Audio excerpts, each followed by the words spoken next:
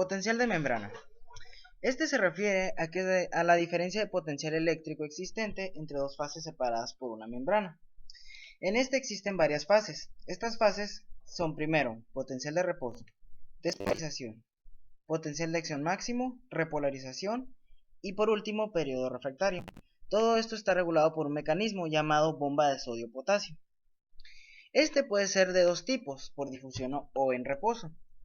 El de que es por difusión es producido por una diferencia de concentración iónica a los lados de la membrana. Esto sucede por medio del equilibrio de Donan, en el cual la presencia de iones no difusibles, o sea proteínas, a través de una membrana semipermeable cambiará la distribución de las partículas iónicas difusibles. Y el otro del otro tipo, que es en reposo, es entonces la condición en la que el flujo de iones positivos y negativos a través de la membrana plasmática se encuentra exactamente equilibrado. Esto sucede cuando las fuerzas de los iones de sodio y potasio se balancean y se presenta finalmente un potencial de equilibrio. El potencial de membrana también está determinado por dos pequeñas cosas, que es la ecuación de Goldman, que es un potencial determinado cuando una membrana es permeable a varios iones diferentes, y la otra, que también presenta un potencial de difusión, representado por la ecuación de Nernst. ¿Pero qué es la ecuación de Nernst? Esta va a determinar el nivel del potencial de difusión a través de una membrana, que se opone exactamente a la difusión neta de un ion particular a través de la membrana.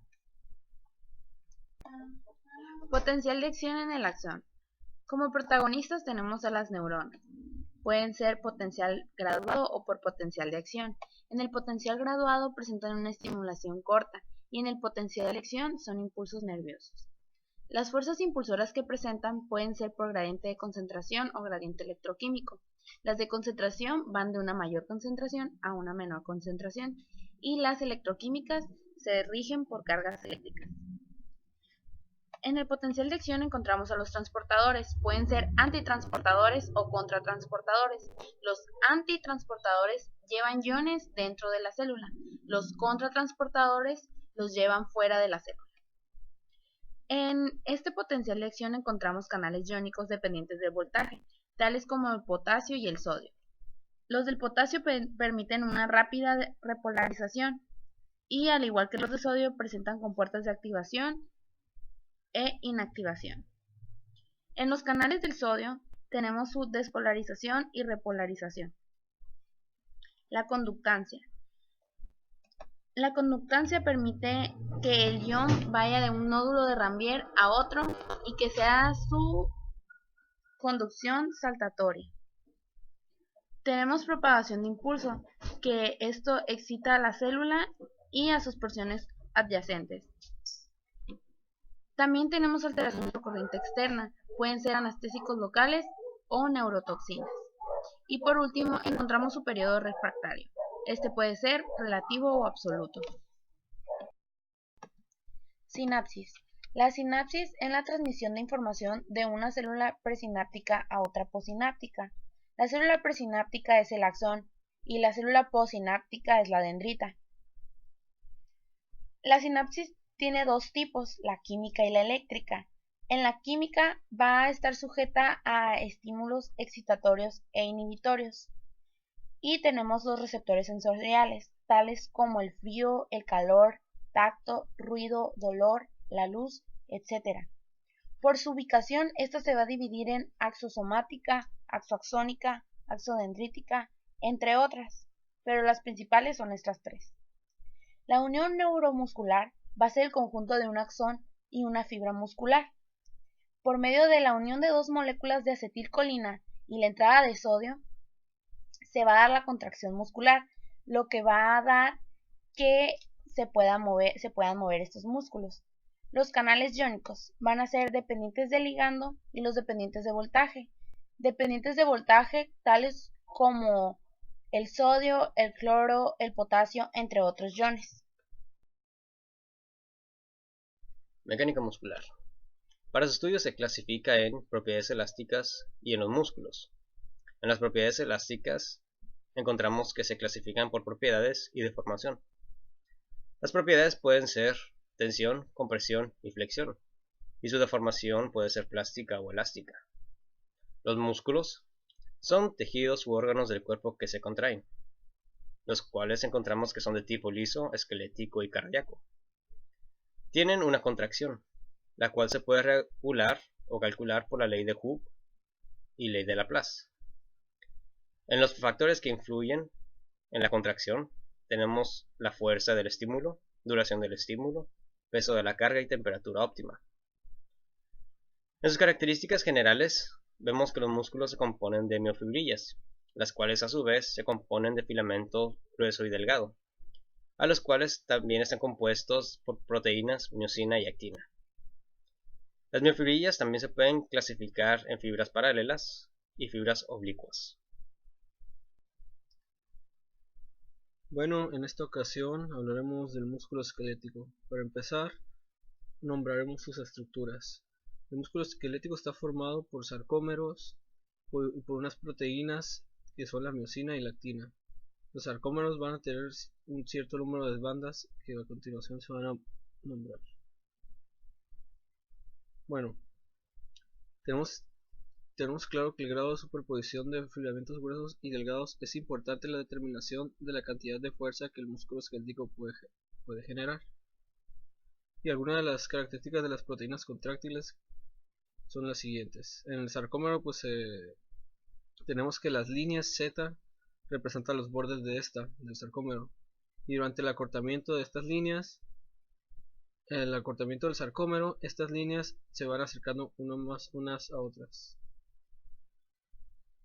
También tenemos que el deslizamiento de la actina sobre la miosina es proporcionada por una energía llamada ATP, que está ubicada en la cabeza de la miosina. Es la base molecular de la contracción del músculo esquelético.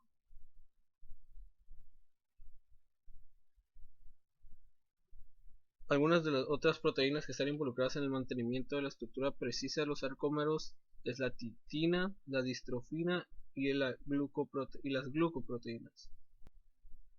Bueno, nos quedamos en el mecanismo de contracción muscular. Como sabemos que este mecanismo ocurre a nivel de la sarcómera. El músculo esquelético está formado por numerosas fibras cuyo diámetro varía entre 10 y 80 milímetros. Cada una de estas fibras está formada por subunidades cada vez más pequeñas.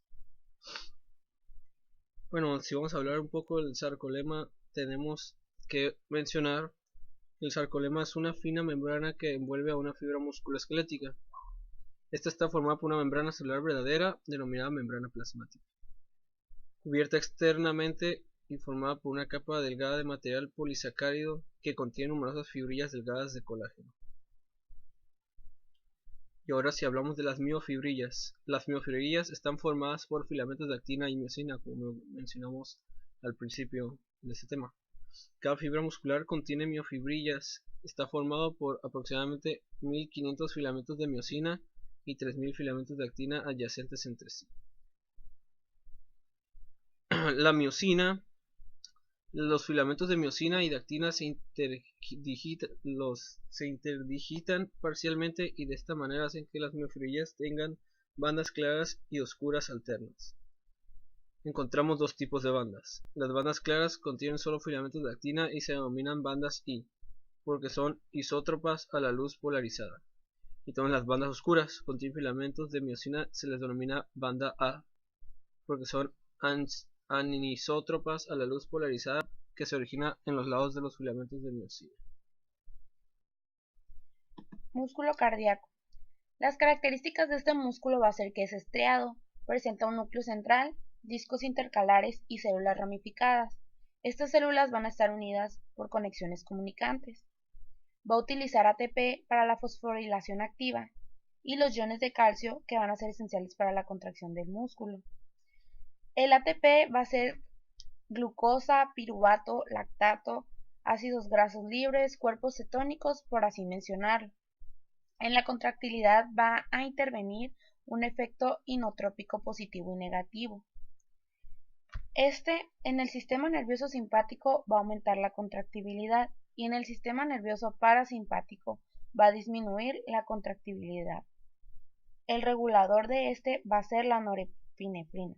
Va a intervenir también la capacidad intrínseca de la miofibrilla, que va a tener una influencia pre y postcarga. En la sístole se va a tratar de la contracción, expulsión máxima y la expulsión reducida.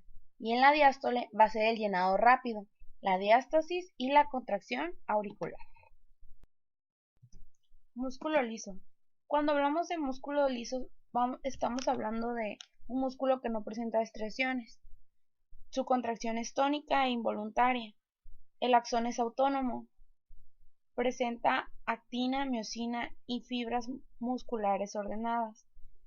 Este músculo se encuentra en los órganos huecos, como los vasos sanguíneos, el útero, la vejiga, los intestinos.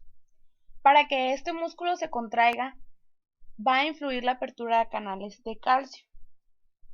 Su estructura, que es por medio de miosina y actina, va a presentar filamentos gruesos y filamentos delgados. Los filamentos gruesos van a ser unidades contráctiles, la cadena esencial y es la cadena reguladora.